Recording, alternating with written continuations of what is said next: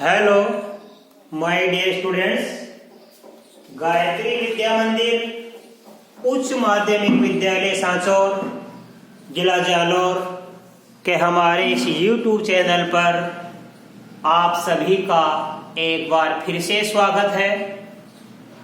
प्रिय विद्यार्थियों, मैं अनिल कुमार सोनी, कक्षा 8 विषय गणित, अध्याय 12 घातांक एवं घात, इसकी प्रश्नावली 12.2 के सवाल आज आपको हल कराऊंगा। बच्चों, इस प्रश्नावली से संबंधित उदाहरण संख्या 8 और 9 मैंने कल आपको हल करा दिए थे और उन्हीं उदाहरणों पर आधारित आज हमारी ये सवाल है जिनको हम हल करेंगे। बच्चों, प्रश्नावली की शुरुआत करने से पूर्व मैं आपको एक बार फिर से कहना चाहूंगा कि यदि आपने अभी तक हमारे इस YouTube चैनल को सब्सक्राइब नहीं किया है तो सब्सक्राइब जरूर करें, जिससे कि आपको हमारे आगे आने वाले वीडियोस के नोटिफिकेशन समय समय पर प्राप्त हों और आप अपनी पढ़ाई को निर्बाध रूप से, सुचारू रूप से जारी रख सके। तो देखिए बच्चों, अब हम आज की शुरुआत कर रहे हैं प्रश्नावली 12.2 के सवाल नंबर 1 से। देखो, इसमें लिखा है निम्नलिखित संख्याओं को सामान्य रूप में लिखिए। इन दी गई संख्याओं को उनको सामान्य रूप में लिखना है। और कल हमने आपको लिखाया था, समझे थे उदाहरण कि सामान्य रूप में कैसे लिखते।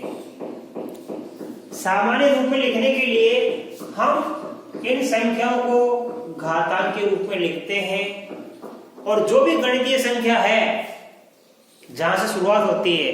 देखो, पहला सवाल हमारा इसमें शून्य है। गणितीय संख्या कहां शुरू हो रही है? 8 से।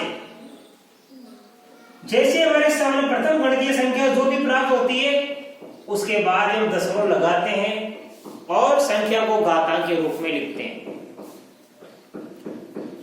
जो संख्या हमारी दशमलव के रूप में दी हुई होती है, ये दशमलव है, उसमें हमारा घातांक रूप घातांक माइनस की प्राप्त होती है।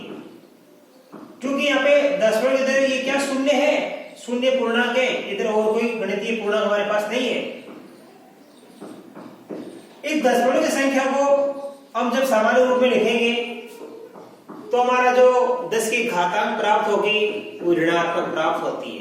कैसे? देखो बच्चों, मैं बता रहा हूं आपको। ये दशमलव है, देखो दशमलव कहां लगाएंगे? यहां लगाएंगे। मान लो ये दशमलव मैंने हटा दिया, ऐसे यहां से हटा दिया, यहां से हटा दिया और मैंने यहां लगा दिया मैंने यहाँ पे, तो संख्या कितनी बन गई? 8.5 आ गया। यहां गुणा का चिन्ह लगाना। अब इस दशमलव के इधर वाली संख्या यहां से लेके इनकी गिनती कर लो कितनी है। देखो ऐसे दशमलव इधर ये 1 2 3 4 5 6 7 8 9 10 11 12 हो गई। इसका मतलब यह लिखना 10 की घात -12। तो ये प्राप्त हो गया 8.5 गुणा 10 की घात -12। यहां मत देखना, ये तो मैंने आपको समझाया है। हमारा दशमलव यहां था, दशमलव उठाकर कहां लगाएंगे? ये 8 और 5 के बीच में लगाएंगे तो संख्या बन जाएगी 8.5। अब यहां हमने देखो 8 के 5 के बीच दशमलव लगाया तो दशमलव के इधर वाली संख्या गिनती कर लो आप। 1 देखिए हमारे 11 शून्य है, एक अंक है तो 12 हो गया। तो ये 8.5 गुणा 10 की घात -12, ये हमारा सामान्य रूप प्राप्त हो गया। इसी प्रकार देखो हमारा दशमलव यहाँ पे है, ये 1 2 3 4 5 6 7 8 9 10 11 शून्य है और दशमलव को हम कहां लगाएंगे? इस 12वें अंक के बाद में, यानी 9 के और 4 के बीच में। तो क्या बन जाएगा यहाँ पे? दशमलव कहां लगाते हैं? ये प्रथम जो गणितीय अंक प्राप्त होता है इसके जस्ट बाद में। तो ये 9 प्राप्त हो गया, 9 का जस्ट बाद लगा दीजिए आप 9.42 ऐसे लिखना सीखो। अब देखो दशमलव में कहां लगाया? 9 का जस्ट बाद लगाया, यहाँ पे लगाया। तो इसके इन सभी संख्या की गिनती कर लो। यहाँ पे दशमलव की इसकी गिनती मत करना, इधर वाले की, यहां से लेके इस 9 तक के अंकों की गिनती कर लो आप। 11 शून्य है और एक 9, कुल 12 अंक हो गए। तो यहां लगाना 10 की घात -12, राइट। अब देखो हमारे इसका तीसरा सवाल, इसमें लिखा है, ध्यान देना, ये 602, इसके बाद 602 के बाद कितने शून्य, 1 2 3 4 5 6 7 8 9 10 11 12 13 मानक रूप में। ये ध्यान देना, आप अच्छे से सीखना।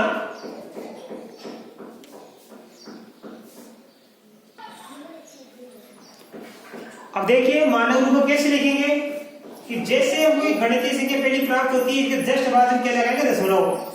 इस 6 के बाद ये दशमलव लगाएंगे हम, तो 6.02, 6.02 प्राप्त हो गया, गुणा अब लगाएंगे 10 की घात। देखो हमने दशमलव कहां लगाया, यहां लगाया, यहां दशमलव लगाया। अब इन अंकों की गिनती कर लो आप, 1 2 3 4 5 6 7 8 9 10 11 12 13 14 15, तो 10 की घात 15 लगा देना ऐसे। 6 के बाद क्या लगा दिया हम, दशमलव, तो 6.02 लिख दिया हमने, और 10 के घात क्या लगा दिया, 15, क्योंकि ये सभी क्या है, प्लस में है। अब ये दशमलव की संख्या थी या पहले से, तो धन उठा के अपने यहां लगाया, तो ऋणात्मक आकार बन गई। फिर ये दशमलव थी, हम उठा के दशमलव यहां लगाया 9 के बाद में, तो ऋणात्मक आकार बन गई। और यहाँ पे क्या हमारे पास में देखो दशमलव संख्या नहीं है, हम दशमलव लगाएंगे, तो यहाँ लगाएंगे 6.02, हम दशमलव यहाँ लगाए। अभी अंकों की गिनती कर ली कितनी, 15, तो 10 की घात 15 आ गई, ये प्लस में आएगी। अब फिर दशमलव क्या आएगी, तो इसमें घाता किसकी आएगी, ऋणात्मक आएगी। देखो कैसे, ये दशमलव उठाकर कहां लगाएंगे, पर यहाँ लगाएंगे यहाँ, तो ये हो गया 8.37, 8.37। इधर गिनती कर लो, 1 2 3 4 5 6 7 8 9, 10 की घात -9, राइट, ऐसे। अब देखो ये फिर लगाएंगे दशमलव, यहाँ लगाएंगे, यहाँ लगाएंगे, तो क्या प्राप्त हो गया, 3.186। अब इनकी गिनती कर लो, 1 2 3 4 5 6 7 8 9 10, 10 की घात 10। तो देखो इसको लिख दिया मैंने 3.186 गुणा 10 की घात 10, ये हो गया हमारा मानक रूप। अब देखो मैं दूसरे की वजह, पहले आज तीसरा सवाल बता रहा हूं, और कल के वीडियो में आपको मैं इसका दूसरा और चौथा सवाल सिखा दूंगा, जो हमारा टाइमिंग का एवरेज सही बैठ जाएगा। देखो सवाल नंबर 3 क्या लिखा है, ये लिखा है, इन दिए गए कथनों में प्रकट संख्याओं को मानक रूप में लिखिए। बिल्कुल इसी प्रकार का हमारा सवाल बच्चों, जरा देखना। तो देखिए बच्चों सवाल नंबर 3, कथनों में प्रकट संख्याओं को मानक रूप में लिखिए। जिस प्रकार अभी हमने पहला सवाल किया, ठीक उसी प्रकार हमें सवाल नंबर 3 में भी दी गई संख्याओं को मानक रूप में व्यक्त करना है। देखो इसमें लिखा है, इसका पहला सवाल, 1 माइक्रोन बराबर 1/10 लाख मीटर होता है। इसको हमको क्या लिखना है, मानक संख्या के रूप में लिखना बच्चों। तो देखो कैसे लिखेंगे, ये लिखा है 1/10 लाख, तो सबसे पहले हम लिखेंगे यहाँ पे देखो 1 कितने शून्य है, 1 2 3 4 5 6, तो यहां लिखेंगे 10 की घात 6। 1/10 लाख को हम क्या ले सकते हैं, 1/10 की घात 6 मीटर। अब ये 10 की घात 6 को हम ऊपर ले जाएंगे, तो ये 1 से गुणा हो जाएगी, और ये घातांक किसके बन जाएगी, ऋणात्मक बन जाएगी। जब भी हम नीचे से संख्या ऊपर लाते हैं, ऊपर से नीचे ले जाते हैं, संख्या के स्थान परिवर्तन करते हैं, तो वो घातांक परिवर्तित हो जाती है, प्लस की माइनस और माइनस की प्लस बन जाती है। तो 1/10 की घात 6 जो हमारे मीटर है, हम इसको क्या ले सकते हैं, 1 का 1, अभी ऊपर गुणा में चल जाएगी, ऊपर क्यों भाग है भाग, तो भाग वाली संख्या किससे जाएगी, गुणा में, गुणा 10 की घात -6। ये 1 का 1 और ये 10 की घात 6 का भाग लग रहा है, ये ऊपर जाएगा तो गुणा बदल जाएगी, 1 गुणा 10 की घात -6 मीटर। तो 1 माइक्रोन प्राप्त हो गया। 1 माइक्रोन बराबर होता है 1 गुणा 10 की घात -6 मीटर के बराबर। ये हमने इसको मानक रूप में लिख दिया बच्चों। अब ये कि इसी प्रकार हमारा इसका दूसरा सवाल, इसमें लिखा है एक इलेक्ट्रॉन का आवेश 0 ये 18 बार शून्य है। 0 0 0 कितने बार है? 18 बार है। लास्ट लिखा 1.6 कूलम। तो पुनः देखिए, एक इलेक्ट्रॉन का आवेश 0.000 कितनी बार है? 18 बार है। फिर 1.6 कूलम के बराबर होता है। तो इसको हम क्या ले सकते हैं? देखो हमारे पास ये 18 तो शून्य है और 1 और 6 2 अंक है, तो इस दशमलव के बाद ये कुल मिला के कितने अंक है? 20 अंक है। और मानक रूप में लिखने के लिए मैंने आपको क्या सिखाया था कि जैसे हमारे सवाल में गणितीय संख्या प्राप्त होती है, जस्ट पहले जो गणितीय संख्या प्राप्त होती है उसके आप बाद में दशमलव लगा दो। तो 1 के बाद में लगाएंगे दशमलव, तो ये हो गई 1.6। 1 के बाद लगाएंगे दशमलव तो 1.6 हो गई। अब हमने दशमलव उठाया, यहाँ था दशमलव, ये उठाकर दशमलव कहाँ लगाया? 1 के बाद यहाँ लगाया, यहाँ लगा दिया अपन ने। अब आप दशमलव की इधर जो संख्या बची है यहाँ से लेके इन सभी की गिनती कर लो। तो 18 शून्य थी, देखो 1 2 3 4 5 6 7 8 9 10 11 12 13 14 15 16 18। तो 18 शून्य पहले थी और 1 और गया, तो कुल 19 अंक हो गए। तो हम लगाएंगे यहाँ पे 1.6 गुणा 10 की घात -19 कूलम।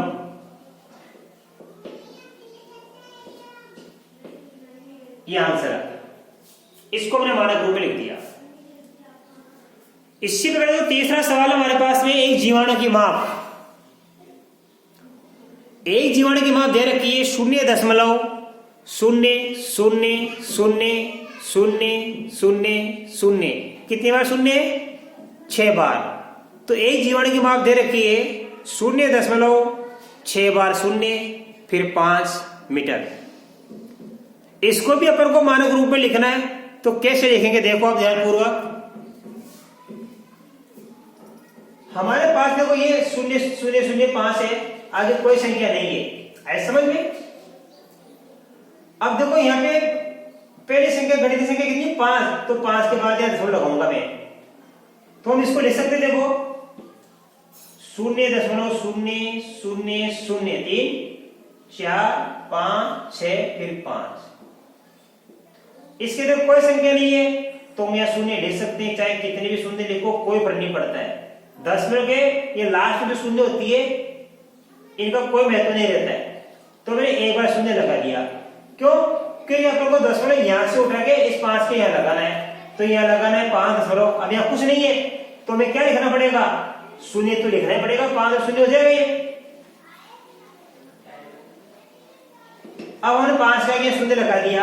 अब देखो दशमलव उठा के कहाँ लिखेंगे? ये दशमलव उठा के हम यहाँ लगाएंगे, तो ये बन जाएगा 5.0। ये क्या बन गया? 5.0। तो ये दशमलव उठा के हमने यहाँ लगा दिया, यहाँ पे यहाँ लगा दिया। इनकी गिनती कर लो, 1 2 3 4 5 6 7। तो 5.0 गुणा 10 की घात -7। तो जैसे हमने शून्य उठा के यहाँ लगाया, तो ये बन जाएगा 5.0 गुणा, अब 10 की घात कितनी बन जाएगी? 1 2 3 4 5 6। तो शून्य है, हमने दशमलव यहाँ लगाया, तो इन अंकों की गिनती के लिए 7 अंक है। कितने अंक होंगे? 7। तो 5.0 गुणा 10 की घात -7 मीटर। ये इसका आंसर आ गया। इसी प्रकार इसका चौथा सवाल, इसमें लिखा बच्चों, पौधों की कोशिकाओं की माप है 0.0000 फिर 1 2 7 मीटर।